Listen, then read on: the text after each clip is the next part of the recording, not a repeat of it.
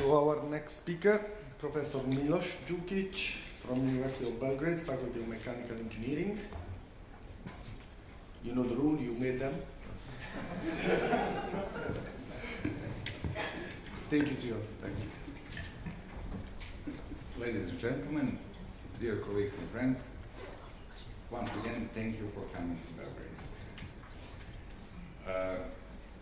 The title of this presentation is the synergistic interplay of the localized plasticity and decohesion mechanisms of hydrogen embrittlement in steels, and additionally about the effects on micromechanical properties. Presentation content, first overview about hydrogen embrittlement research currently in the world. Next, the overview about the synergistic interplay of the help and decohesion mechanism, and about some recent and not so recent papers which confirm the coexistence of both mechanisms, particularly in steels and also in nickel and nickel alloys, experimental concept, structure integrity model, explanation, results of discussion in the case of low carbon steel, which we investigate, and finally conclusions. Here we have an overview of hydrogen embrittlement research. When we could notice 4 important points. We heard many papers during this conference related to phenomenology of hydrogen-related degradation, and the most current trend, which is based mainly on the multi-scale modeling of both hydrogen diffusion and trapping process, hydrogen embrittlement mechanisms, and also about hydrogen mapping. On the other side, we have a multi-scale modeling of future hydrogen-resistant material, and this is, let's say, hard science. On the other side, we have a material exploitation, and we have a different hydrogenation sources, and also during manufacturing or during exploitation, we have a very different way how material will be saturated with hydrogen, and from different sources, which is very important. The idea is finally that phenomenological research of hydrogen-related degradation will, in the near future, provide for industrial partners what they need. And that's a structure integrity model and also predictive maintenance model, which should provide reliable and accurate life damage prediction of different hydrogen damages in different components, not only hydrogen embrittlement. The most important part is to cover the multiple active hydrogen embrittlement mechanisms and their effect on micromechanical response and behavior, which means usual micromechanical characteristics which could be measured on site on different industrial plants. We see that the approach in investigation, historically speaking, changed from micro approach during the middle age of the 20s through the micro and meso approach during the late part of the 20th century up to the very contemporary and very sophisticated techniques, mainly based on nanoanatomic level, which include different advanced techniques, including both modeling techniques and usage of some advanced experimental techniques in order to reveal the phenomenology of hydrogen embrittlement. But at last, we need to find the effects of nanoanatomic mechanisms on micromechanical properties of our material. Famous paper from Johnson from 1875 insists on reduced inductivity, measurable mechanical properties. After that, we have in 2009 a very important breakthrough during the International Conference on the Effect of Hydrogen Materials. Robertson et al. Pointed out that it's more feasible that in metals several hydrogen embrittlement mechanisms operate simultaneously, but that one dominates under specific conditions. We must find what's that specific conditions. And nowadays, we have the confirmation that the synergistic interplay of both help and decohesion mechanism in different types of steels is confirmed by numerous experimental evidence and through different computation, simulation, and modeling approach. Here is the overview of the important papers related to synergistic interplay of both mechanisms in the case of steels.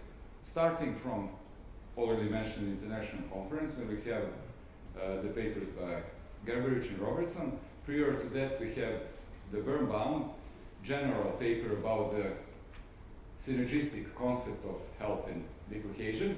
After that, we have today mentioned model in presentation of Datvarnia, Novak modeling approach from 2010. The same year, Falkenberg approach, which include help and decohesion, M is modeling approach, and E is experimental. After that, we have a famous paper by Song and Curtin, also paper by here present Taketomi and co-authors at International Conference on Fracture. And in 2014, we have 5 papers related to coexistence. Model by Kojama and co-author in DP steels, model by Rechel in advanced high-strength steels, model by Jukic and co-author in low-carbon steels, and also modeling approach. This is experimental research by Matsumoto and co-authors. After that, we have additional papers which confirmed the coexistence of both mechanisms in different types of steel, like martensitic steel, ultra-high-strength steel, high-strength steel, steel for thermal power plants, martensitic steels, DP steels, and some others. So we can conclude that coexistence of different hydrogen and brittle mechanisms and their simultaneous effects in metal, including steel, is still not well documented. While, what is very important, recognition of the dominant mechanism, one or more, extremely challenging and crucial, and is strictly connected to experimental approach, which we used during the revealing of both mechanisms. These two seemingly opposing mechanisms are extremely difficult to detect, and we also have a missing link within phenomenological research about coexistence of hydrogen brittle mechanisms and practical industrial model. One of the ideas is to provide a practical industrial model in this research. So we have real-life hydrogenation, hydrogen damage, due to high temperature hydrogen attack, due to different damage mechanisms. And after that, we have, after cooling of the boiler tube in thermal power plant, very uneven, but at extremely high level due to under deposit corrosion process, saturation of metal in the vicinity of typically fracture, windows-type fracture, which is characteristic of high temperature hydrogen attack, different damage mechanisms. Special experimental approach provide the connection between micromechanical properties and fracture features, which reveal the coexistence of both mechanisms in order to propose the multi-scale structure integrity model based mainly on the transition to decohesion at critical hydrogen concentration. It's a predictive maintenance model which are still in development. Just to see, we measured hardness at near the fracture edge, and we used the non-standard Roman tile like sub-sized Sharpie V1 notch specimen, which we cut out for the damaged boiler tubes. We used for this investigation ferritic low carbon steels, AICI 1020 equivalent. It's a Russian steel, and we can see the typical structure. It's a low carbon steel. What's happening? Here we have the position of different specimen, and we done impact testing on instrumented Sharper machine. As you see, in the case of S3 and S4, we have a sharp drop in mechanical properties, which mean sharp ductile to brittle failure transition. And also, we measured two components, crack propagation components and crack initiation components. As you see, we have a very large drop in impact strength, and even more in the case of S3 and S4. We will check the microstructures of that particular specimens. We have a very sharp drop in crack propagation component of implant strength. If we take a look at S5 prior to brittle to fracture, ductile to fracture transition. We have relatively good ductility, which means good impact strength, and we have unclearly defined, let's say, quasi-cleavage fracture features. Under higher magnification, we could reveal that within that dominantly MVC, microwave coalescence fracture features, we also have a zone where we have, for example, decohesion on manganese sulfide inclusions. But that local decohesion didn't produce the micro phenomena of decline of mechanical properties. We will see the change when we go along this line and check this specimen, and the next one we will have a very low mechanical properties. Also, we can see the hardness level.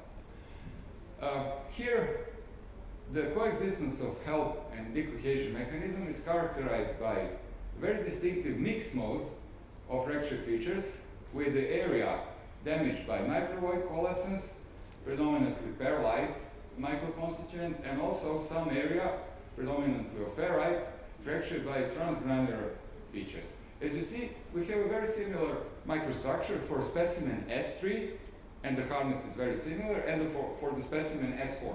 What is the difference?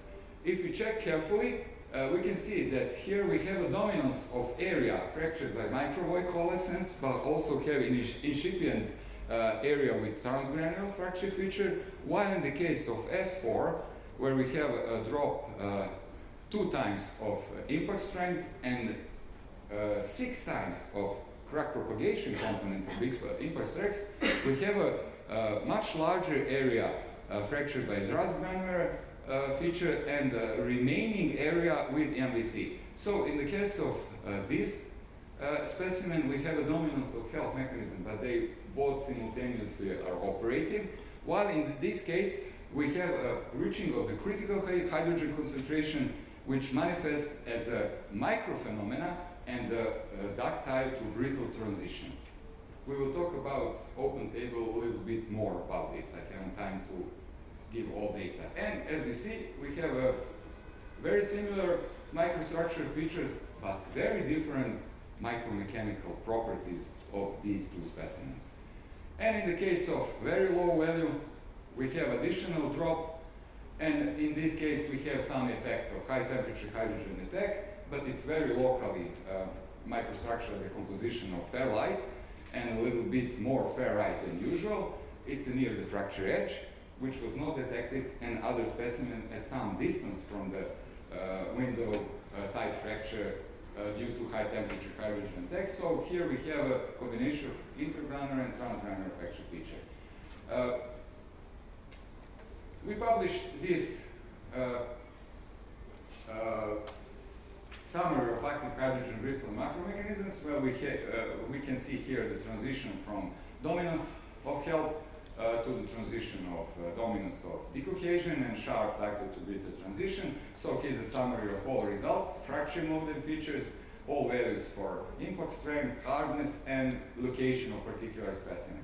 Here is a structural integrity model. The idea is to provide tree zone, which could be used for practical industrial model, where by checking of mechanical properties, maintenance engineers should decide if his material is in safety zone, as you see, where we have, let's say, good ductility, good impact strength, in critical zone where we have a drop in mechanical properties, and also if they measure something like that, that's the indication for immediate replace of that part of, for example, boiler tubing systems or some other components. Also, this model is presented in detail in our previously published papers. So, conclusions. Correlation between microstructure, fractographic observations, and micromechanical testing data, which are important for maintenance engineer because they could measure nothing else than that, are used to propose a structural integrity model for prediction of hydrogen brittlement and damage in steels, enabling enhanced predictive maintenance of the acer components. Simultaneous action of both mechanisms, HELP and decohesion, were fully confirmed depending on the local concentration of hydrogen in low carbon steel after the actual operation of component, and not only through simulation and modeling. The proposed structural integrity model is practical for use as a predictive maintenance, and it's still in development, of course. We need the measurement of critical hydrogen concentration and something else, and used in thermopower plants and in other industries, since it's based on use on standard micromechanical testing and standard methods which are not pricey. The future development of a unified practical industrial model regarding the implementation of necessary measurements of the critical hydrogen concentration, and also further research and quantification of the synergy between hydrogen brittle mechanisms, help in decohesion, will be subject to further research. Thank you.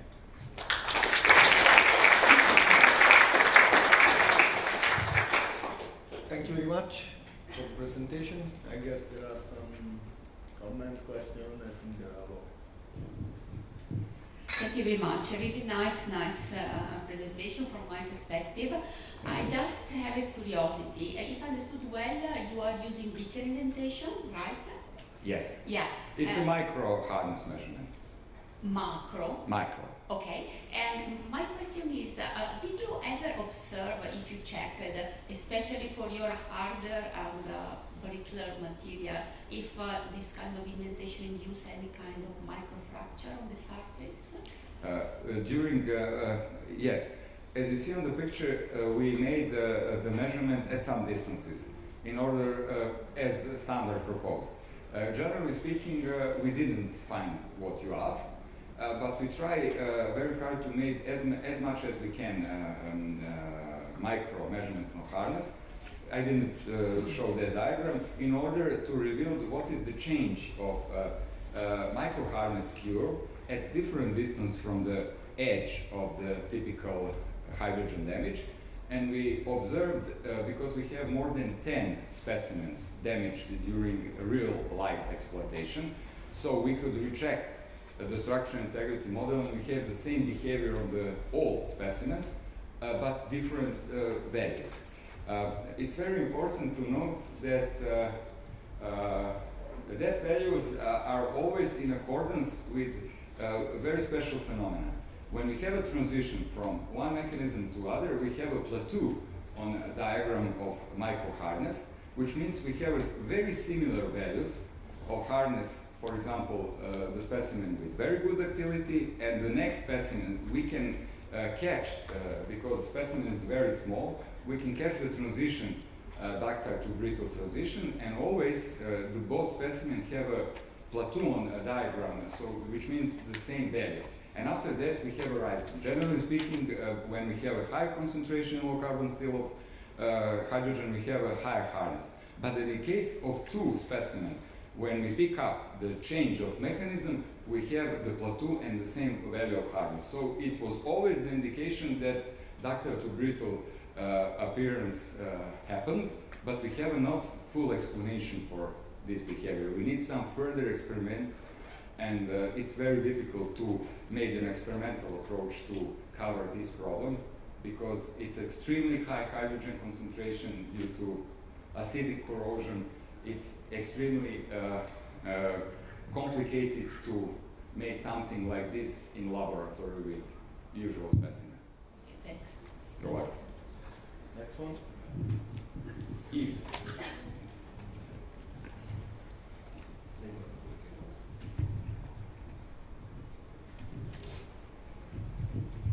So I guess the ultimate goal is to really go to a power plant, do some hardness measurements on the tubes and see which ones need replacement. Hardness measurements is not reliable because of difference in microstructure. We need to, what's the idea of structural integrity model? You need first to have damaged tubes. That's the problem with this model. In order to make something like that. So you need high temperature hydrogen tech and hydrogenation.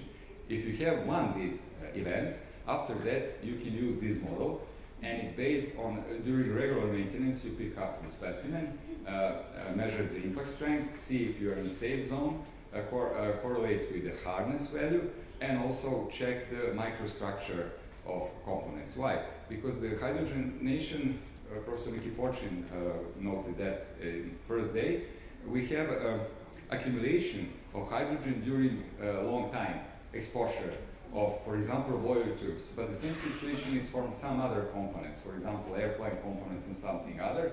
So we need a little bit more tricks how to make the structure integrity model available prior to the accidents.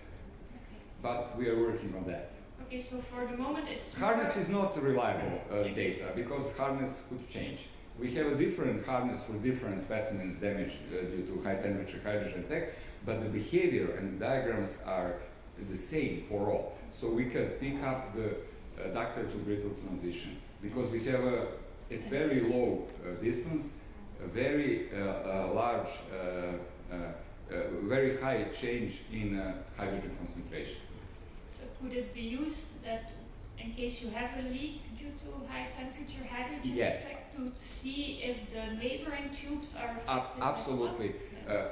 We give a detailed proposition of predictive model in our papers, what to do in the case of zone 1, zone 2, zone 3. We give a run, replace decision and the period for maintenance engineers to make some action. For example, you can reliably exploitation for 1 year, 2 years, 6 months, and something like that. Last one.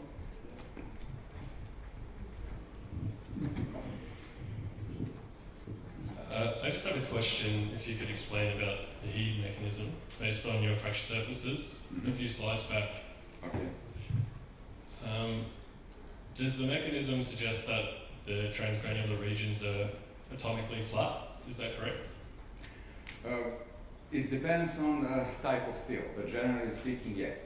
So is there sort of higher resolution evidence that these transgranular regions are atomically flat? Or? No, we didn't use some advanced microstructure characterization technique. We only use scanning electron microscopy at different magnification, including the highest one possible. In order we have additional picture which I didn't provide here, where we investigated and we also use the EDA-AX analysis in order to reveal in particular area damage to transgranular if it is perlite or ferrite. So we observe transgranular area mostly on ferrite grains, but also they are initiated at the ground boundaries between perlite and ferrite, which is the usual place for accumulation of hydrogen. And additionally, because this is a real life steel with manganese sulfide inclusions, we have also decohesion process locally, as I already showed on the previous picture. In this case, you see broken inclusions. This is high magnification. This is 5 micrometer. And we have transgranular area in the vicinity, while this is local decohesion process. And we have here typical ductile fracture. So I agree, further investigation with some lower scale techniques of fracture surface is essential in order to bring new insight related to this model. Yeah, so I think maybe it's more for discussion later, but I think there's evidence of some nanodimpled transgranular cleavage-like facets and how that relates to the HEDE mechanism versus any other mechanism. We believe that it's an effect of HEDE because we have the same fracture features in the case of this one. As you see, we have here a mix of intergranular and transgranular fracture features, and there is any sign of ductility in the case of this specimen. As you see, they have even lower, so we have additional drop of impact strength, 1.5 times, and 2 times decrease of crack propagation. And what's interesting, crack initiation energy, because of voids and micro cracks. So there is no effect on the crack initiation component when we have a transition, but we have additional drop when we have microwaves, which is usual because crack initiation component is essential characteristics of material. So you could only have a change in crack initiation when you have debounding on grain boundaries, voids, microcracks, and something like that. So this is weakened material. Yes. Thank you. I will make just one comment without you to answer because we don't have time. It's really, really, I would say, nice to see you try to determine ductile to crystal transition to Sharpie test. I have just one problem with that I think would be nice to, you are using a test methodology that I think at the end of the day is also determining the type of fraction mechanism that you will see. What I mean is that if you do the same test in the same material with, for Yes. instance, CTOD based Yes. number, you will have a shift. Yes. And even by the specimen that you are, for instance, going to use when you want to determine the CTOD, the constraint level of the specimen will change the mechanism that you will see. So maybe in this particular case in which you have a really high hydrogen concentration, really Extremely high concentration, which is very unusual for experimental situations. So we need some techniques, of course, electrochemical charging, but we could achieve such a high level after a special electrochemical charging, for example, of that low alloy steel. And it's interesting that this phenomenon is also noted in nickel and nickel-based alloy, where we could achieve a very high concentration of hydrogen. What I want to say before getting to conclusion about mechanism would be nice to have another set of data that experimental can, data, which we are working on that, how to perform something like this in experimental conditions. It's where we have some challenging. Thank you. Yes, I fully agree with you. It's extremely not easy to. I mean, it's tempting because it's really easy to do Sharpie test, but when it comes to mechanism, we have to be a bit careful. Yeah, absolutely. Because if we haven't such a high concentration, we couldn't use the impact testing for examination of hydrogen return. And generally, many authors believe that impact testing is not a suitable method, but it is in this case, where you have low carbon steel with extremely high hydrogen content. Thank you very much again.